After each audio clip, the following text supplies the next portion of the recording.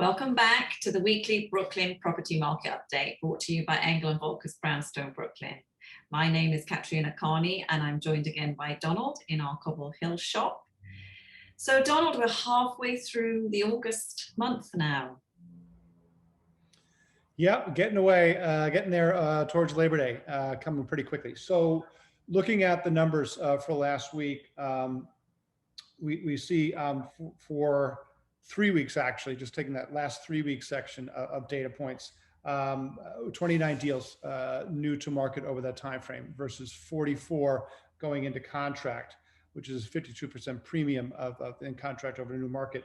And so that's pretty strong in contract activity 3 weeks running. And if we go back a little bit longer time frame, going back 2 months, there was 94 deals, 94 listings that came to market versus 108 that went into contract. So it's still a 10% premium there to the in contract for net absorption over at least 2 months, if not longer, through the summer, which is a really interesting dynamic occurring right now.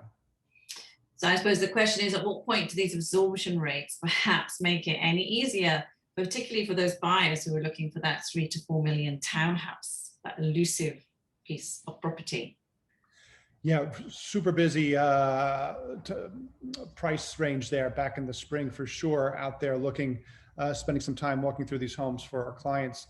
A lot of people lined up down the block to get into these homes. So it's kind of quieted off. The new to market listing activity down around 2 deals, 2 listings on a trailing 4 week basis, off of a high of about 7 in the neighborhoods that we covered back in mid-June there.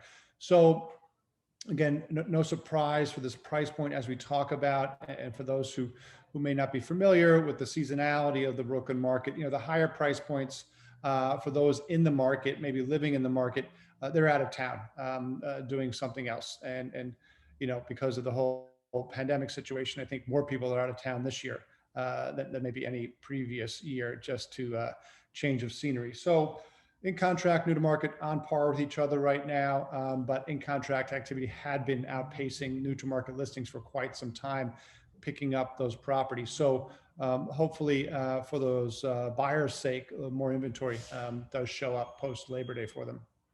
Exactly, and even for the people not looking for townhouses, there's people looking for apartments in that below 2.25 million market. So much more in contract activity than new to market activity. We just have to hope that more inventory will come on for what is clearly a very large pool of people out there still looking. Yep, absolutely. So this time last year, of course, was middle of August 2020. Things were still a lot of things were still difficult to do. How busy were we last year versus this year? How are we feeling about where we are now in August 2021 versus where we were in August 2020? So we're up kind of on, I'll talk about this luxury segment for this answer here. We're just checking my charts here. We're about 15, just under 15 deals going into contract on a trailing 4 week basis versus something under 10 back in August.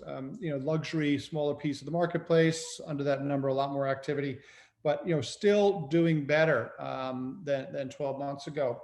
And as far back as June of 2020, we were doing 5 deals on a trailing 4 week basis for the luxury segment, which was obviously the slower part of the market to recover from the kind of complete pause, shutdown that we were experiencing back in starting in end of the first quarter 2020. And some of that, by the way, some of that lack of interest was actually predated the pandemic of 2019, which we talked about way in the past there, of the kind of some softness there in that segment of the market. So from June basically of last year to late May of this year, steady climb up to 25 deals occurring on a trailing 4 week basis going into contract in June for the luxury segment. And that was pretty strong activity. So that was great to see. Looking at pricing specifically for that segment, the in contract deals last week averaging $4.5 million on a trailing 4 week basis versus $3.5 million for the new to market listings, also on a trailing 4 week basis, obviously.